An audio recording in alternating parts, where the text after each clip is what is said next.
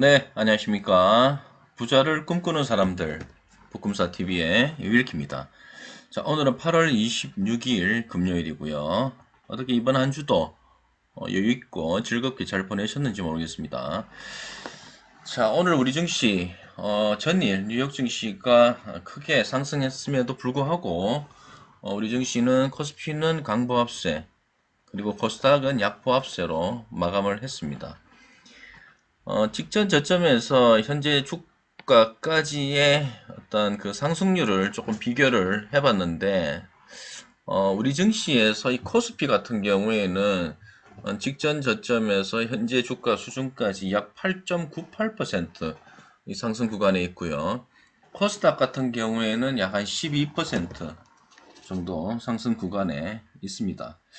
근데 반해서 지금 뉴욕 증시에서 이 다우 지수 같은 경우에는 직전 저점에서 현재 주가까지 어떠한 상승률이 약 한 12.27% 정도 수준이고, 나스닥 같은 경우에는 약 한 19% 정도 상승 구간에 있습니다.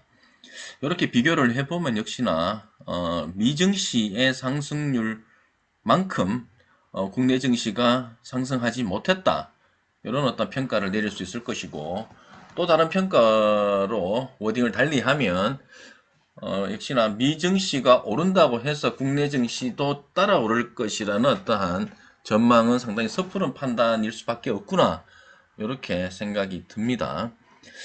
앞으로도 뉴욕 증시와 국내 증시 간의 이 커플링 현상보다는 오히려 디커플링 되는 현상도 많아질 것 같다. 왜냐하면 최근에 이 바이든이 어, 뭐 치포라든지 아니면은 이번에 IRA, 그러니까 인플레이션 감축 법안이라든지 이런 부분들을 가만히 놓고 보면 이 지금 자국 우선주의와 관련된 어떤 정책들을 계속 내놓고 있거든요. 그런 걸로 봤을 때는 미국은 좋을지 몰라도 한국은 썩 좋지 못한 그런 형태의 어떤 뭐 시장 흐름도 생각해 봐야 되지 않나. 그렇게 되면 미증시가 상승 급등한다고 해서 국내 증시도 따라서 상승 급등할 수는 없을 것이다. 뭐 그런 또 생각도 들긴 합니다. 자, 어쨌든 바로 오늘 시작을 한번 해보겠습니다. 자, 오늘 방송은 역시나 윌키의 이슈 분석 시간이고요. 제가 오늘 꼽은 이슈가 몇 가지가 되고 관련 기사가 약 한 7개 정도 됩니다. 같이 읽어보면서 오늘 이슈에 대해서 한번 분석해 보도록 하겠습니다. 자, 먼저 중국 경기 부양과 관련된 뉴스입니다. 자, 조선비즈, 그죠? 22년 8월 26일 오전에 나온 뉴스고요. 자, 제목 보시면, 자, 중국 경기 부양 위해서 1,300조 원을 투입을 한다. 참고로 재생에너지에 집중 투자, 뭐 관련 섹터에서 더 크게 시세가 나왔습니다. 자, 한번 본문을 보도록 하겠습니다. 자, 중국이 경기 부양을 위해 고속철도와 수로, 에너지 분야에 1조 달러에 가까운 6조 8천억 위안, 약 1324조 원을 쏟아부을 예정이라고 블룸버그 통신이 26일 보도했습니다. 제로 코로나 정책에 따른 도시 봉쇄와 부동산 시장 위기로 야기된 경기 침체를 대대적인 인프라 투자로 극복하겠다는 것이다 라고 이야기를 하고 있네요. 자, 중국이 이 같은 인프라 투자가 단기적으로 고용을 촉진해서 실업률을 크게 낮출 수 있고, 그리고 장기적으로 경제 체질을 강화해서 첨단 반도체 산업 등의 경쟁력 향상으로 이어질 것이라고 분석을 했습니다. 자, 특히 재생 에너지 분야에서 대한 이 투자 규모가 상당히 큰데요. 자, 중국 정부는 수개월 전부터 이 고비 사막의 이 풍력과 태양광 발전 시설 건설에 착수를 했습니다. 2030년이 되면 고비 사막에서만 현재 유럽 전역에서 생산하는 재생 에너지 수준을 얻겠다는 것이 중국 정부의 보관입니다. 자, 내년까지 100기가와트를 생산할 이 풍력, 태양광 발전 시설 건설을 마무리 짓고 또 다른 450기가와트 생산이 가능한 시설을 올해부터 짓기 시작할 예정이라고 합니다. 자, 중국 관영 매체들은 이 같은 재생에너지 분야에 정부 자금 3조 위안, 하나로 584조 원 정도가 투입될 것으로 전망을 하고 있습니다. 역시나 이 풍력과 태양광 관련 섹터에서 또 크게 시세가 나왔었습니다. 자, 세계 최장 수로터널 사업도 주목받고 있다고 하는데, 자, 중국 정부는 지난 7월 7일 인장부한 수로터널 착공식을 했습니다. 이 수로터널은 세계 최대 수력발전 댐인 후베이성이 산시아 댐에 물을 단장커우 저수지까지 흘려보내는 200km 길이의 통로인데, 이는 핀란드 페이엔예 수로터널을 제치고 세계 최장 터널이 될 전망이라고 합니다. 자, 어쨌든 뭐 수력, 풍력, 태양광 관련해서 대규모 투자, 그죠? 관련해서 지금 이야기를 하고 있습니다. IRA, 즉 이 미국의 인플레 감축 법안도 사실 어찌 보면은 이런 어떠한 재생에너지와의 어떤 연관성도 상당히 크지 않습니까? 그죠? 그러다 보니까 아마 이 풍력과 태양광 그리고 수력과 관련된 이런 재생에너지 분야는 앞으로도 계속 주목해야 될 섹터다, 이렇게 생각이 들고요. 자, 마지막으로 중국 정부는 도로, 가스, 수도관, 공원 등의 이 도시 기반 시설 건설 사업에다 박차를 가하고 있는데, 참고로 이런 사업을 보통 인프라 구축 사업이라고 합니다. 인프라 구축 사업.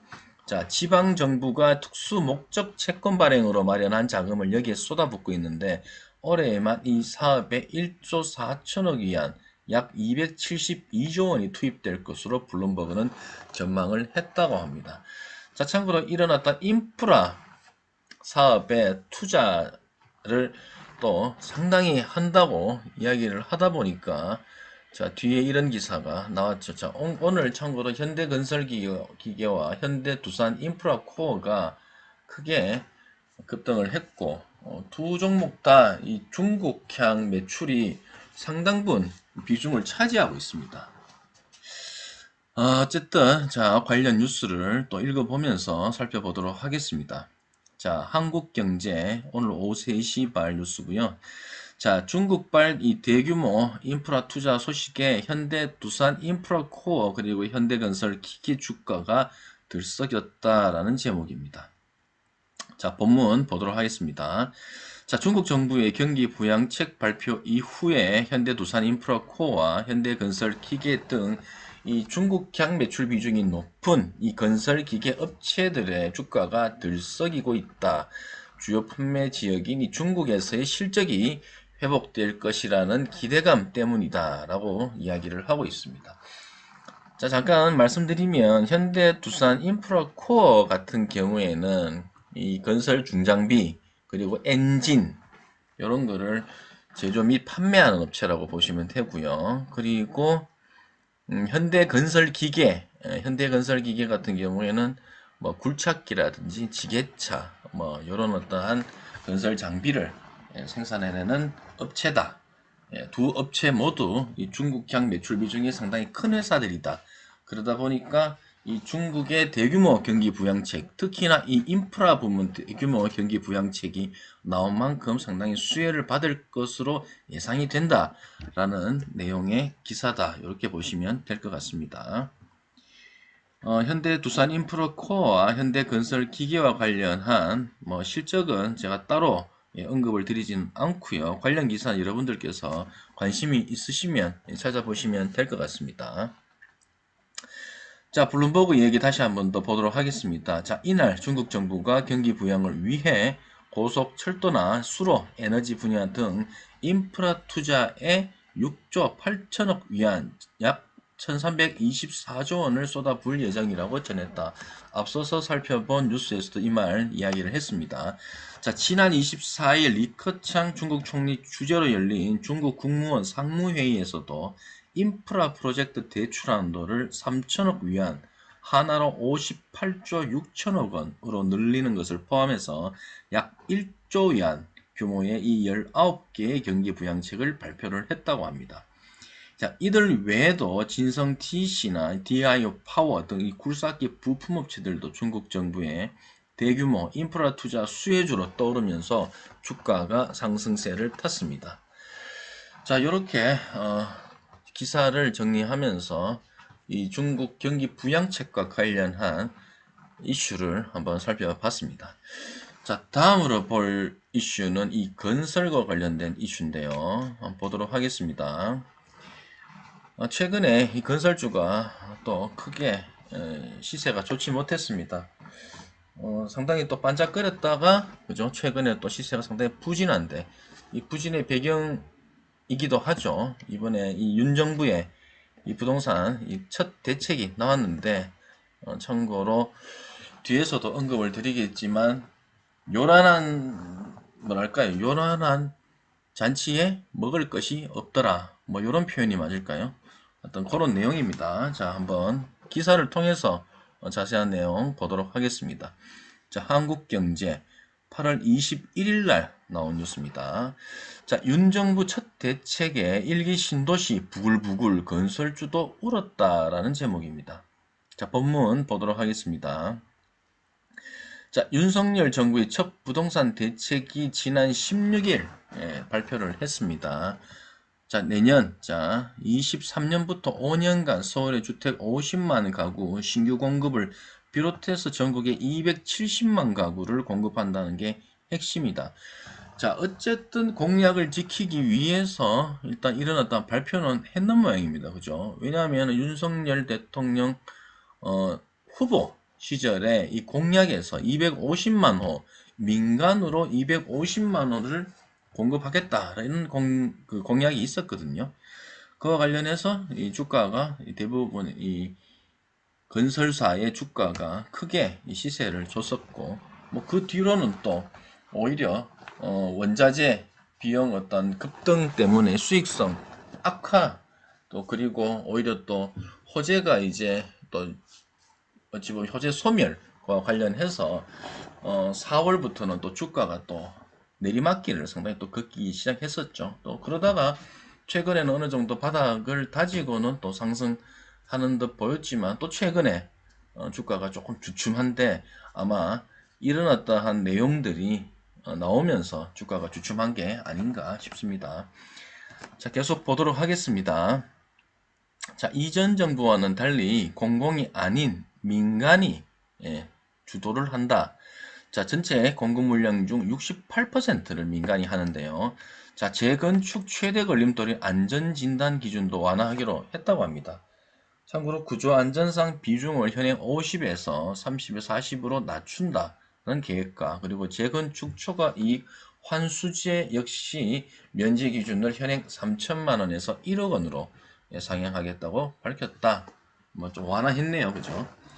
자, 그렇지만 여론은 상당히 냉정했는데 왜냐? 부동산 커뮤니티 중심으로 뭐라고 비꼬았냐 하면은 이 정부가 공급 계획을 세울 것이라는 계획을 발표했다라고 이야기를 했지만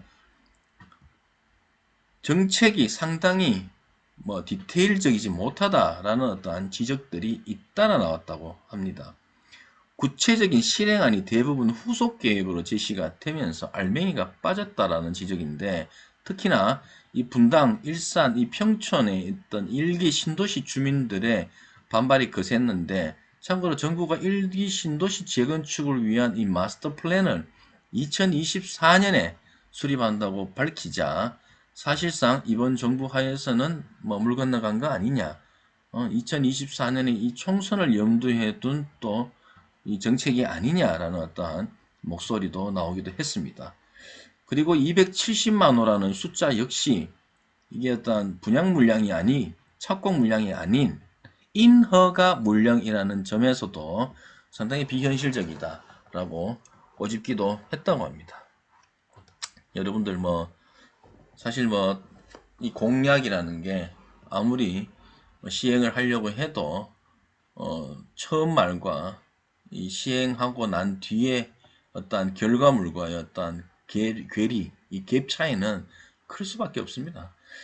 아무리 저는 사실 250만 호 주택 공급을 공약을 했을 때 저는 사실 말도 안 된다고 생각했고 왜냐하면 여러분도 생각해 보십시오. 지금 이전 정부에서 부동산 규제 정책을 워낙 써놓은 터라 또 지금 한번 보십시오. 지금 대출 금리 이 금리 자체가 워낙 비싸고 또 원자재 가격 비용이 또 워낙 비싸다 보니까 자 이중고 자 첫 번째 건설사들은 건설사들대로 원자재 가격 비용 때문에 고분양가로 분양을 하지 않으면 수익성을 맞출 수가 없어요. 첫 번째 이유입니다.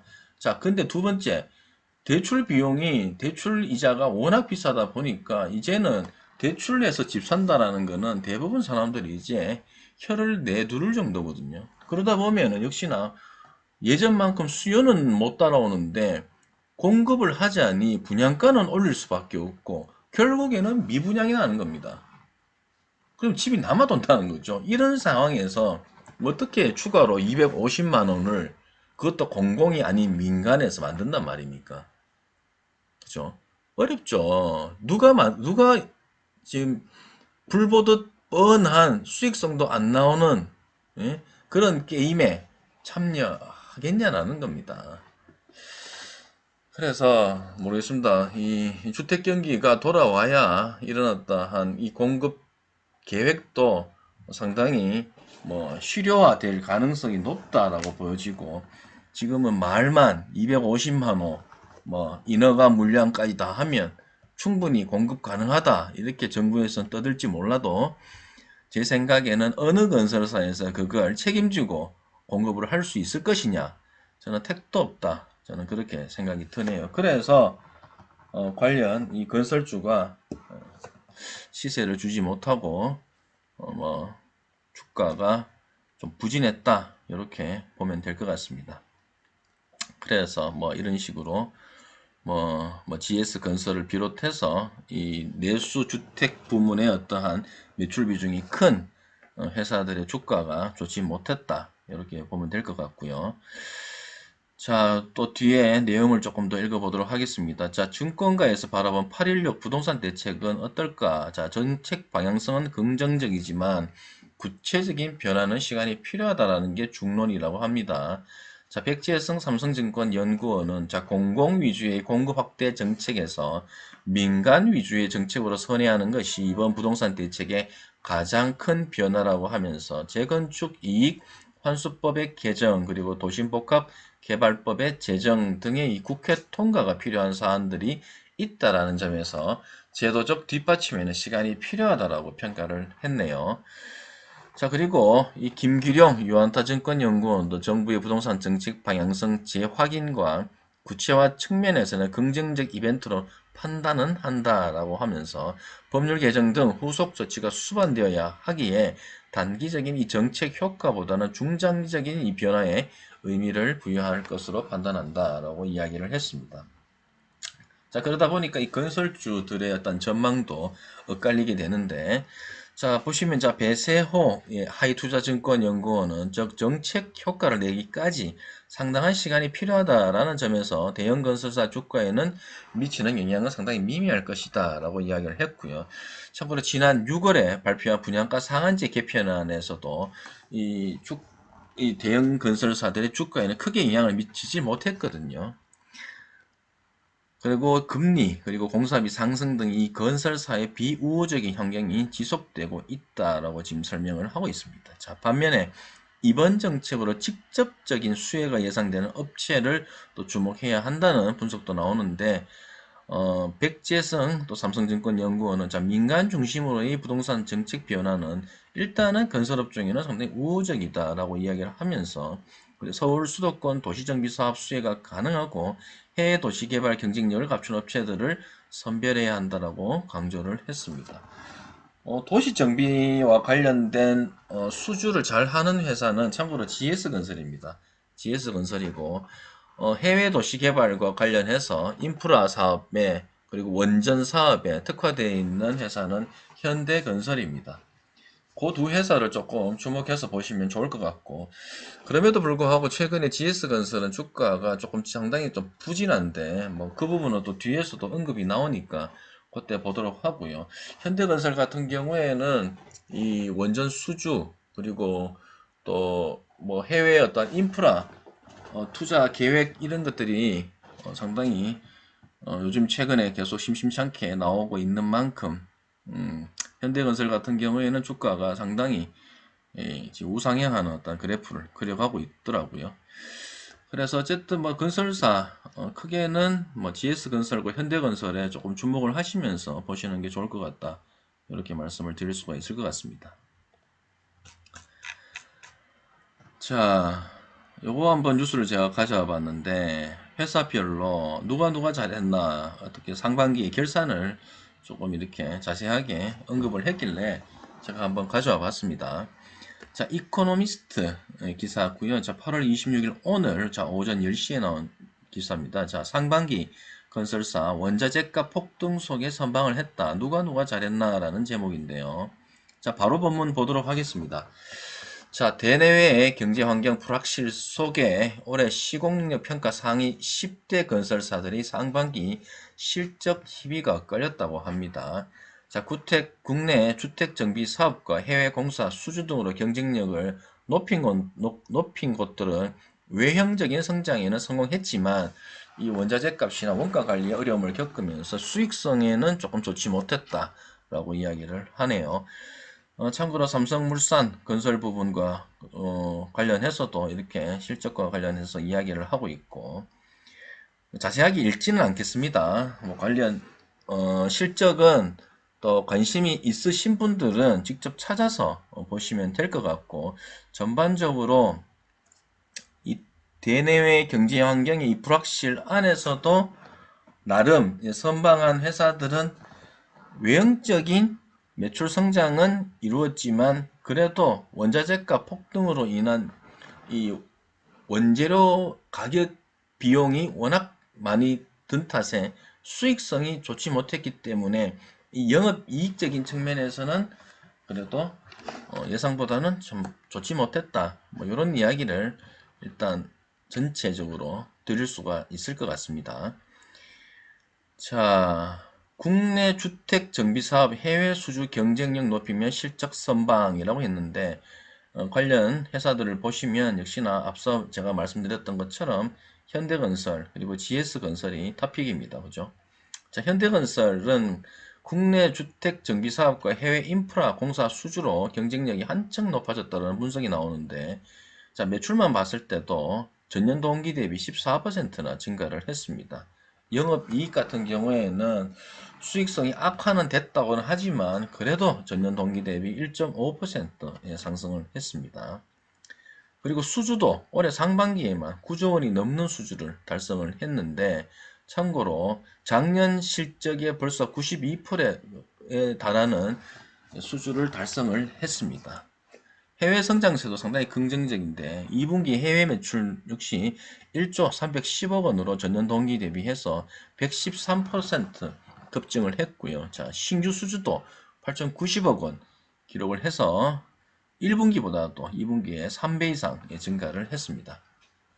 역시나 사우디아라비아 마르잔 공사와 이라크 바스라 정유공장 그리고 파나마 메트로 3호선 등 해외 대형 공사 현장에서 매출이 본격적으로 발생함에 따라 실적이 상당히 크게 늘었다, 좋았다 이야기를 하고 있고 그와 관련해서 현대건설 지금 주가 역시 상당히 좋은 흐름 보여주고 있습니다. 자, 그리고 GS건설 자 건축 주택 부문에서 상당히 뚜렷하게 좋은 실적 보이고 있는 회사인데 반면에 지금 플랜트 사업은 상당히 저조한 실적을 보여주고 있고 그나마 해외 신사업과 관련해서는 그래도 성장하고 있는 매출 실적을 보여주고 있는 회사다. 이렇게 정리를 해보면 될 것 같습니다. 좀 자세하게 보면 제가 말씀드린 것처럼 GS건설은 건축주택 부문 그리고 신사업 부문에서 실적 개선을 이끌었는데요. 자, 매출은 지금 전년 대비해서 27.7% 정도 상승을 했고 영업이익은 5.3% 정도 상승을 했습니다. 어느 정도 시장의 컨센을 상당히 부합하는 나름 선방한 실적을 보여줬다. 하지만 조금 하반기로 갈수록 우려되는 부분도 없지 않아 있지만 또 제 생각에는 하반기에는 원재료 가격이 어느 정도 안정화될 것 같고 또 GS건설의 발목을 잡았던 이 원가율 산정 부분 이 부분도 아마 해소가 될 것 같기 때문에 GS건설은 오히려 하반기에 실적 부분에서는 조금 더 낫지 않겠나 저는 또 그렇게 생각이 들기도 합니다. 나머지는 뭐 크게 중요한 게 없고, 회사들마다 실적과 관련해서 자세하게 지금 언급을 하고 있는 만큼 관심이 있으신 분들은 해당 기사를 찾으셔서 조금 더 자세하게 읽어보시는 게 좋을 것 같습니다. 자, 지금 보시는 그림은 2022년 상반기 10대 건설사의 이 실적 현황이고요. 좀 보시면 순위별로 이 10대 건설사들의 매출액과 영업이익을 보여주고 있는데, 역시나 앞서 보셨던 것처럼 현대건설 같은 경우에는 매출액 9조 7천억 가량이고 영업이익은 3,400억 원 정도 수준이 있다. 그죠? 그리고 GS건설 같은 경우에는 매출액이 5조 4천억 원 수준인데 영업이익은 3,100원, 100억 원 정도 수준이 있다. 이렇게 보시면 될 것 같습니다. 이 발음이 잘 안 되네요, 지금. 6조 몇천억 원, 또 몇억 원, 이런 게 발음이 잘 안 되네요. 죄송합니다. 자, 현대산업개발, 사고가 있었죠. 사고가 있었는데도 불구하고 매출액은 상승을 했더라고요. 전년 대비해서. 영업이익 같은 경우에는 일단 적자를 봤다. 이렇게 보시면 될 것 같습니다. 그리고 대부분의 건설사들의 악재죠. 원자재 값, 그리고 노무비 상승. 그래서 이 대내외적인 이 경제 환경 악화가 지금 발목을 잡고 있는데, 이 뭐 DLENC라든지 이 대우건설의 실적 부진의 이유를 앞에서 지금 언급드렸던 이런 부분들 때문이라고 이야기를 하고 있지만, DLENC와 대우건설 뿐이 아니라 GS건설이든 현대건설이든 대부분 건설사에서 이 원자재 값과 노무비와 관련된 그러니까 뭐랄까요, 판관비라고 하죠. 판관비, 그죠? 뭐 원가 부분과 관련된 부분, 이 모든 것들이 지금 상당히 많이 올랐기 때문에 관련해서 이 수익성 부분이 악화된 건 대부분의 건설사들이 짊어지고 있는 어떤 악재다. 이렇게 보시면 될 것 같습니다. 하지만 누차 말씀드린 것처럼 지금 원자재 가격이 6월을 기점으로 해서 지금 하방으로 지금 턴을 했죠. 그러다 보니까 하반기에는 그래도 어느 정도 실적 부분에서는 수익성 부분에서 특히나 수익성 부분에서 좀 개선세가 있을 것으로 저는 예상을 하고 있습니다. 그리고는 뭐 특별한 거는 없었고, 아까도 보셨던 것처럼 HDC 현대산업개발이 매출은 전년 동기 대비해서 증가를 했지만 상반기에 오히려 영업이익적인 측면에서는 적자를 기록을 했다. 뭐 이런 부분들 보시면 될 것 같습니다. 자, 이렇게 이 건설과 관련된 이슈를 조금 살펴봤고요. 자, 그러면 이 반도체와 관련된 뉴스를 두 개를 준비를 했습니다. 두 개를 준비를 했는데, 일단 뭐 절망적인 부분도 있고 좀 희망적인 부분도 있는데, 일단 희망적인 부분은 어디까지나 제 개인적인 견해이기 때문에 일단 관련 기사를 다 읽고 말씀을 드리도록 하겠습니다. 자, 뉴시스 오늘 오전에 나온 뉴스고요. 자, 제목은 반도체 설비 투자 전망도 꺾여 투자 보류냐 아니면 선행 투자냐에 대한 부분이 기로에 서 있다라는 제목입니다. 자, 이 보시는 그림은 지금 여기 보시면 올해 세계 반도체 설비 투자액과 관련된 그래프를 보시는 거고요. 뭐 계속 늘고 있어요. 지금 설비 투자액이 늘고 있긴 해요. 그죠? 19년 대비해서 20년에도 늘었고, 그죠?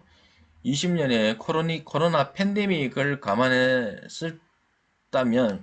하더라도 늘었다라는 것은 상당히 고무적이다.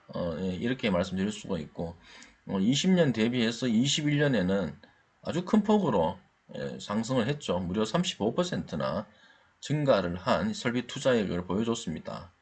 그런데 그죠?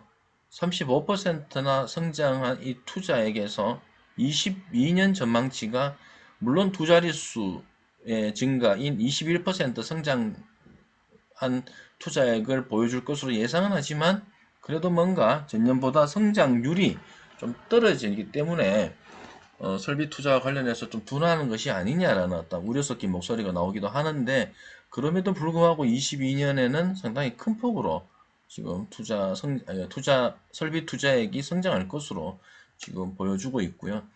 하지만 23년 이 컨센을 보면 상당히 떨어질 것으로 예상을 하고 있습니다. 성장률에서는 거의 보합 수준으로 지금 예상을 하고 있거든요. 그 부분 관련 기사를 통해서 조금 더 자세하게 보도록 하겠습니다. 자, 글로벌 경기 침체와 반도체 업황 둔화 우려 속에 제조업체들이 설비 투자 규모를 줄이고 있다고 합니다. 자, 올해 세계 반도체 설비 투자액은 약 1,855억 달러, 하나로 249조 2,192억 원으로 집계가 됐는데, 여전히 사상 최대 규모이긴 하지만 앞서 지난 3월에 내놓은 전망치 1,904억 달러에 비해서는 반년 만에 50억 달러 가량 줄었다고 합니다. 자, 그동안 반도체 설비 투자액은 코로나19 이후에 촉발된 이 반도체 수급난으로 해마다 두 자릿수 이상 성장률을 기록을 해왔는데, 이 IC 인사이츠에 따르면 2020년 설비 투자액은 1131억 달러, 전년 대비 10% 성장을 하면서 역대 최대치를 돌파를 했는데, 작년 같은 경우에도 35% 급증한 1531억 달러를 기록을 했습니다. 자, 올해까지 3년 연속 기록 경신을 이어갈 전망인데, 참고로 올해 역시나 보시는 것처럼 그죠? 약 한 21% 성장한 그죠? 1855억 달러를 투자할 계획이라고 합니다. 하지만 급속도로 이 팽창한 이 설비 투자액은 오히려 과잉 생산에 대한 우려를 키우고 있다고 합니다. 여기에 올해 하반기부터 메모리 반도체 중심으로 해서 급격한 이 침체 가능성도 제기가 되고 있는데, 이에 따라서 이 반도체 업계의 이 설비 투자 계획이 이제 기로에 서 있다라고 이야기를 하고 있네요. 참고로 마이크론 같은 경우에는 이달 초에 이 설비 투자를 전년 대비 축소했다라고 밝히기도 했고, SK 하이닉스 역시 지난 6월 말에 이 충북 청주 공장 증설 안건 결정을 현재 보류한 상태이기도 합니다. 그리고 삼성전자 역시 올해 상반기 설비 투자액이 21조 7,341억 원으로 지난해 비해서 13.5% 감소한 투자액을 밝히기도 했습니다. IC인사이츠는 이렇게 이야기를 했습니다. 자, 세계 경제 둔화와 치솟는 인플레이션으로 다수의 반도체 제조사들이 올해 중순쯤 이 설비 투자 계획 재검토에 들어갔다라고 하면서 더 많은 이 제조사들이 내년엔 설비 투자 지출을 줄일 것으로 보인다라고 이야기를 하고 있습니다. 전반적으로 이 설비 투자액이 일단은 조금씩 줄어들 것 같긴 한데, 그래도 보시면은 18년, 19년에 비해서는 상당히 지금 늘어난 수치이기 때문에 어느 정도 줄인다고 해도 그게 과연 이 기업의 어떤 주가에 크게 영향을 미칠 수 있을까라는 생각도 들기는 합니다. 하지만 이런 어떤 뉴스를 통해서 반도체 장비 업종에 투자하시는 분들은 상당히 또 참고하시는 것도 좋을 것 같네요. 윌키의 생각은 그렇습니다. 어쨌든 반도체 업황은 부진할 것으로 예상이 되긴 하지만 그 이면에는 역시나 이 경기 침체와 관련한 이 수요 부진이 1번인 만큼 지금 미금리의 어떤 인상 기조가 종료가 되는 시점부터 해서는 반도체 업황도 살아날 것으로 보이고, 그 시점이 내년 상반기가 되지 않겠나라고 생각이 들기 때문에, 지금 만약에 반도체와 관련된 이 섹터가 좀 주춤을 하다면 내년 상반기를 바라보고 미리 선투자하는 것도 전 나쁘지 않다라고 생각이 듭니다. 이건 제 개인적인 견해고요. 참고만 해 주셨으면 좋겠습니다. 반도체 겨울 접어드나라고 하면서 또 부정적인 이 반도체 전망 기사 나왔는데 그냥 가볍게 한번 보도록 하겠습니다. 자, 뉴데일리 경제 뉴스고요. 자, 8월 26일자. 자, 오늘 나온 뉴스입니다. 자, 세계 반도체 시장 통계 기구는 세계 반도체 시장 성장률을 기존 18.7%에서 8.2%로 낮춰 잡았습니다. 자, 참고로 내년 전망도 3.4%에서 0.6%로 하향 조정을 했는데 시장 조사업체 트렌드 포스도 올 3분기 D램 메모리 반도체 가격이 전분기보다 10% 이상 하락할 것으로 내다봤다고 합니다. 당초 예상했던 것보다도 3에서 8%의 하락보다 더 부정적으로 판단을 했네요. 이 같은 전망이 지금 수요가 상당히 둔화하면서 이 가격에 영향을 미칠 수 있다는 분석 때문인데, 특히 그동안 반도체 시장 수요를 이끌었던 이 서버용, 이 스마트폰 모두 부진할 것으로 전망이 됐습니다. 참고로 이 시장 부진이 올해 4분기 또는 내년 1분기까지도 이어질 수 있다라는 관측도 나오기도 하는데, 이런 가운데 이 미국 반도체 업계도 그간 반도체 산업의 가장 탄탄한 수요처인 클라우드와 이 데이터 센터의 성장세 둔화를 우려하는 분위기가 감지가 되기도 했다고 합니다. 자, 애널리스트들은 클라우드 시장이 이제까지 경기 하강을 경험한 적이 없기 때문에 침체에 강한 업종인지가 입증이 안 된 상태라고 말하고 있는데, 하지만 클라우드 사업 매출 성장세가 둔화한 가운데 이 빅테크들의 광고주들마저 허리띠를 졸라매고 있기 때문에 이 빅테크들이 데이터 센터 투자를 줄일 수 있다는 가능성이 제기가 됐다라고 합니다. 그와 관련해서 빅테크들이 이 데이터 센터를 투자를 축소하게 되면 역시나 인텔이라든지 AMD 같은 이 미국 반도체 업계도 영향을 받을 수밖에 없다라고 지적을 하고 있고요. 그리고 SK 하이닉스가 지난달 실적 컨퍼런스 콜에서도 이런 이야기를 했죠. 하반기 메모리 반도체 수요는 물가 상승과 이 경기 침체로 위축될 것이다 라고 하면서, 특히나 스마트폰은 신제품 출시 효과가 기대는 되지만 이 서버의 경우에는 수요 업체들의 재고 우선 소진으로 상당히 둔화될 것이다 라고 이야기도 했었습니다. 그리고 설비 투자와 관련된 이야기는 앞선 뉴스에서도 말씀을 드렸으니까 생략을 하고요. 그래서 하반기 들어서 이 반도체 제조업체들이 올해 초에 수립을 했던 이 증설 계획에서 재검토에 또 나선 것으로 지금 이야기를 하고 있습니다. 그리고 이제 역시나 국내 수출에도 상당히 부정적인 요인으로 작용할 전망이라고 하는데, 관세청에 따르면 7월 우리나라 메모리 반도체 수출액이 52억 7천만 달러로 지난해 같은 기간 대비 10% 감소를 했는데, 참고로 이 메모리 반도체 같은 경우에는 이 단일 품목 코드로는 최대 수출품으로서 이 전체 6,440억 달러의 이 매출 가운데 약 10.7%를 차지하고 있다고 합니다. 어찌됐든 지금 앞서서 말씀드린 것처럼 이 반도체 업황이 일단은 하반기에 상당히 부진할 것이다.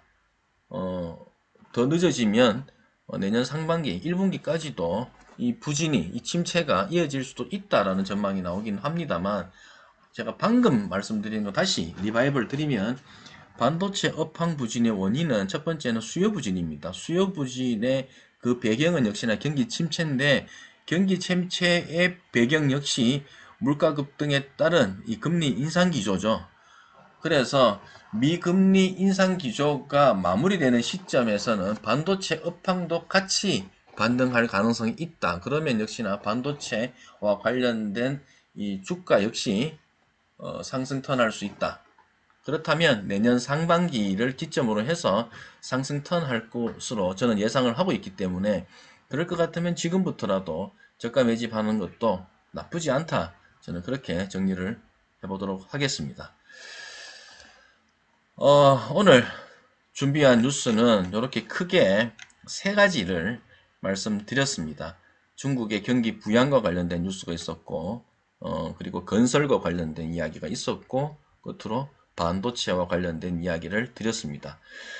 아무튼 윌키의 이슈 분석 매주 평일 주에 2에서 3회 정도 할 것으로 예상이 되지만, 그날의 증시에서 특별한 이슈가 없으면 그냥 건너뛸 수도 있습니다. 하지만 종목이라든지 이 섹터 분석은 제가 주 1회는 꼭 하려고 노력을 하고 있기 때문에 여러분들 항상 관심 가져주시고 주목해 주셨으면 좋겠습니다. 자, 오늘 제 방송 여기까지고요. 혹시라도 제 방송을 구독을 하시지 않으시고 보시는 분들은 구독 부탁드리겠습니다. 그리고 좋아요, 그리고 응원 댓글도 부탁드리도록 하겠습니다. 예, 감사합니다.